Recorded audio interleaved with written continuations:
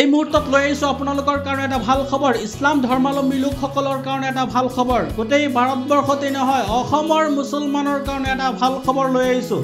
কিয়নো দেখা গৈছে আজি হৈছে 29 মে, মাজত মাত্ৰ কেইটামান দিন বাকী আছে আৰু কেইটামান দিনৰ এই পিছতে অনুষ্ঠিত হ'ব ইছলাম ধৰ্মাৱলম্বী লোকৰ ঈদুল আজহা। দেখা গৈছে আচলতে কেই তাৰিখে অনুষ্ঠিত হ'ব ঈদুল আজহা, কেই তাৰিখে পালন কৰা হ'ব ঈদ। গতিকে আজিৰ দিনত কেন্দ্ৰীয় হিলাল কমিটিয়ে এক প্ৰেছ বিজ্ঞপ্তিযোগে জনায় যে অহা 7 জুন তাৰিখে অৰ্থাৎ শনিবাৰে হ'বলৈ গৈ আছে ঈদুল আজহা।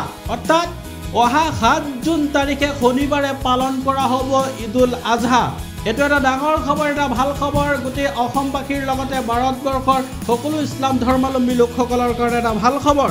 যিহেতু ইয়াত প্ৰেছ বিজ্ঞপ্তিযোগে জনাইছে অহা ইংৰাজী 7/6/2025 তাৰিখ শনিবাৰে ভাৰতবৰ্ষৰ লগতে অসমতো পালন কৰা হ'ব ঈদুল আজহা ইনশাআল্লাহ। আৰু এই উপলক্ষে কেন্দ্ৰীয় হিলাল কমিটিৰ তৰফৰ পৰা অসমবাসী ৰাইজলৈ ঈদ মুবাৰক জনাইছে।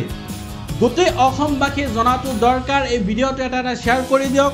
আৰু আজিৰ দিনতেই, আজি হৈছে 29 মে আৰু 29 মে দিনতেই কেন্দ্ৰীয় হিলাল কমিটি এক প্ৰেছ বিজ্ঞপ্তিযোগে জনায় যে অহা 7 তাৰিখে, অহা 7 জুনত শনিবাৰ, এই শনিবাৰেই পালন কৰা হ'ব ঈদুল আজহা।